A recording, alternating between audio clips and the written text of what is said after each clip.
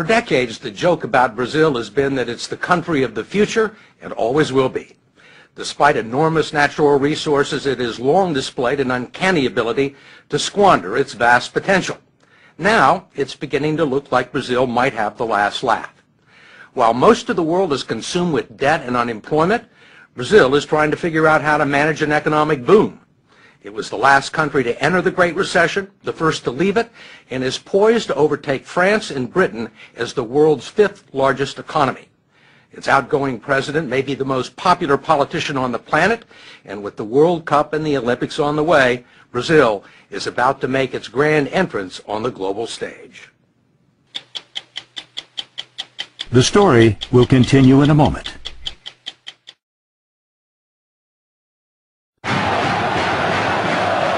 When most people think of Brazil, they think of its passion and excellence in soccer. Not of skyscrapers in Sao Paulo, the financial hub of a fledgling economic superpower. They think of the pulsating beat of the samba and carnival, not commodities or the world's largest cattle industry. They see the beaches of Ipanema and Copacabana and breathtaking vistas. It's quite a view. Yes, incredible, huh?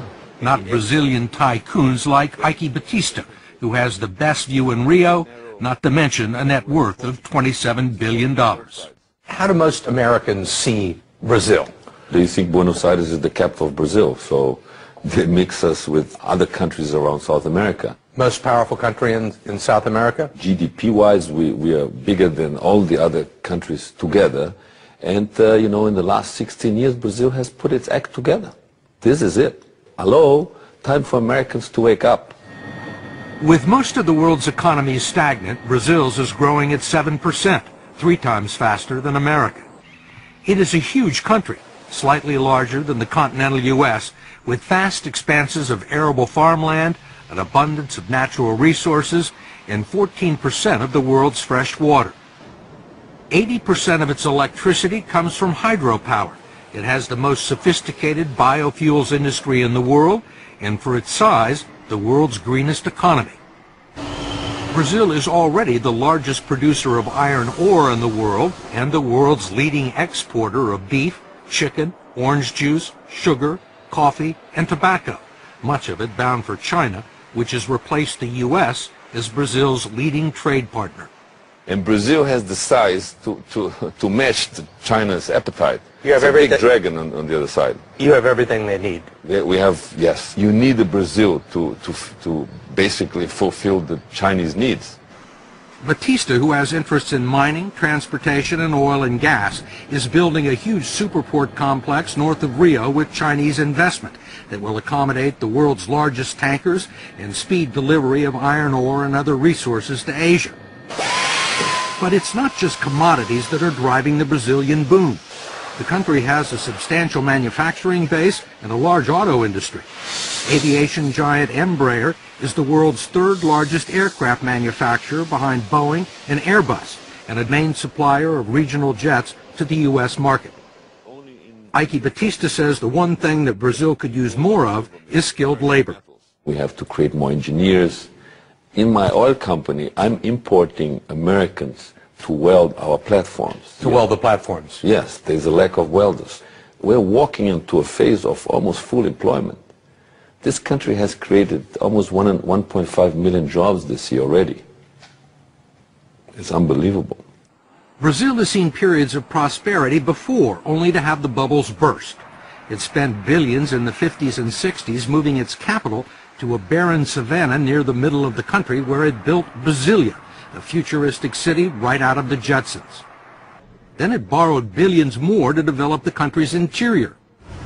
Corruption and ineptitude eventually led to a financial collapse, 2,000% inflation, and at the time, the largest financial rescue package in the history of the International Monetary Fund. Then a few years later, this man walked into the president's office. President Luis Inácio Lula da Silva, known simply as Lula, is a former metal worker with a fourth-grade education and a doctorate in charisma. When he was elected 8 years ago on his fourth try, Lula was a firebrand labor leader with socialist tendencies. Some predicted another Hugo Chavez.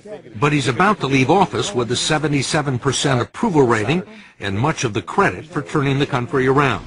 We talked to him at the presidential residence in Brasilia.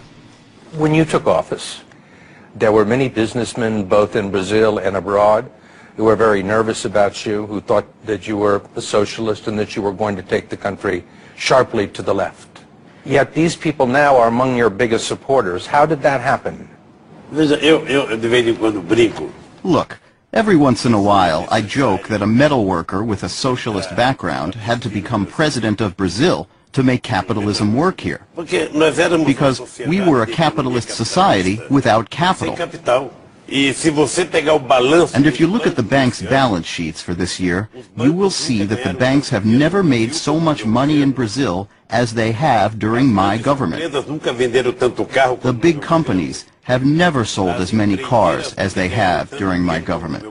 But the workers have also made money. How have you managed to do that? I have found out something amazing. The success of an elected official is in the art of doing what is obvious. It is what everyone knows needs to be done, but some insist on doing differently. One thing obvious to Lula was the social and economic chasm separating Brazil's rich and poor. He gave the poor families a monthly stipend of $115 just for sending their children to school and taking them to the doctors. The infusion of cash helped lift 21 million people out of poverty and into the lower middle class, creating an untapped market for first-time buyers of refrigerators and cars. But he was also far friendlier to business than anyone expected, encouraging growth and development and maintaining conservative fiscal policies and tight banking regulations that left Brazil unscathed by the world financial crisis.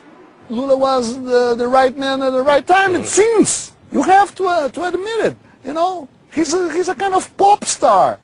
Eduardo Bueno is a colorful commentator and best-selling author of popular Brazilian history. What's his secret? He's streetwise, I guess you can say that. He knows people. He knows the feeling. He knows what they want. He knows how to deal with the rich. He charms President Obama.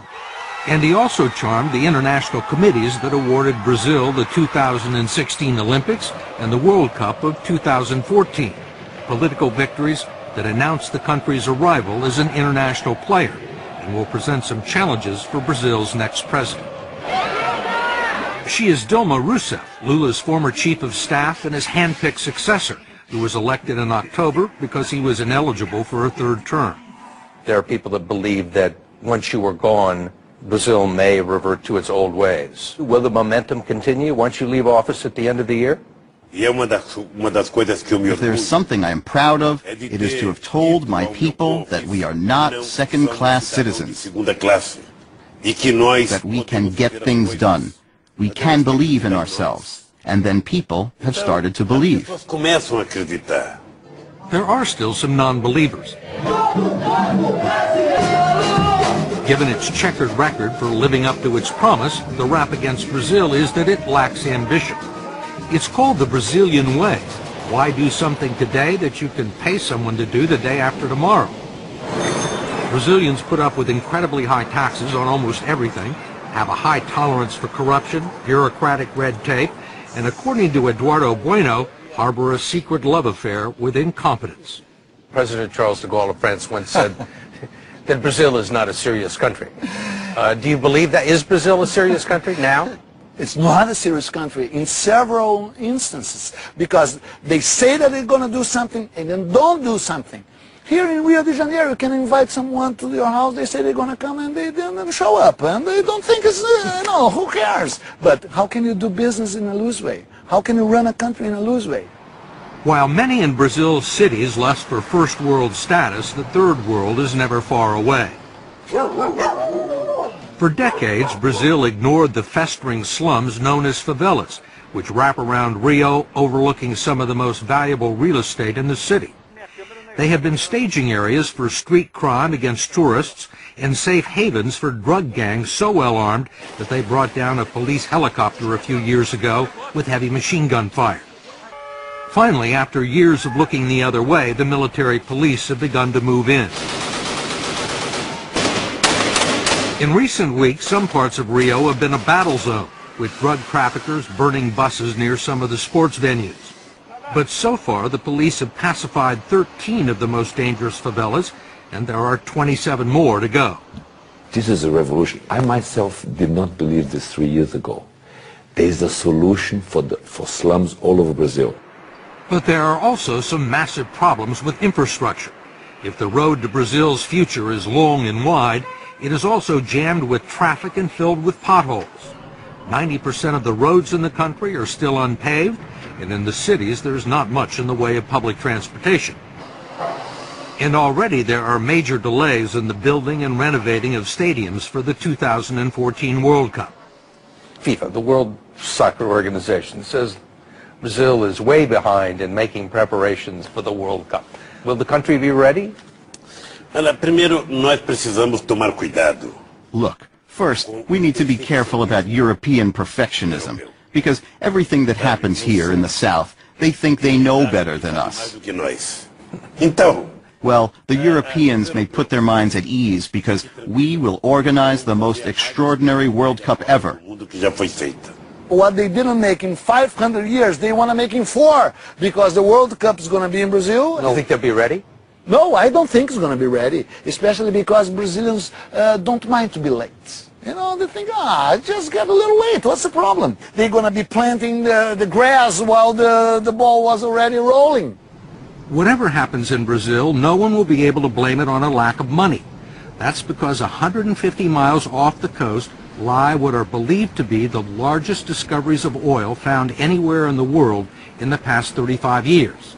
Petrobras, the state-owned oil company, is preparing to drill 20,000 feet below the surface of the Atlantic to reach oil fields that sit underneath layers of salt beds.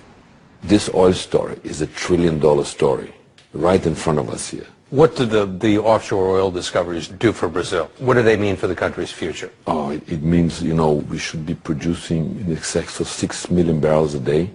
So it put us among the third, fourth largest producer in the world, massive exporter. President-elect Dilma joked that the oil discoveries were just the latest proof that God is Brazilian. An economist from Goldman Sachs, no less, had predicted that Brazil, along with Russia, China, and India, will dominate the world economy in the 21st century. If it happens, Brazil would be a different kind of superpower, one that would rather make love, not war. It has no nuclear arsenal, and aside from contributing a small number of troops to the Allied cause in 1944, Brazil hasn't fought a war since 1870. Why fight? With all the pleasures, beach and sun, war, forget it. Soccer, let's watch a soccer game. Let's go to the beach. Let's drink a beer.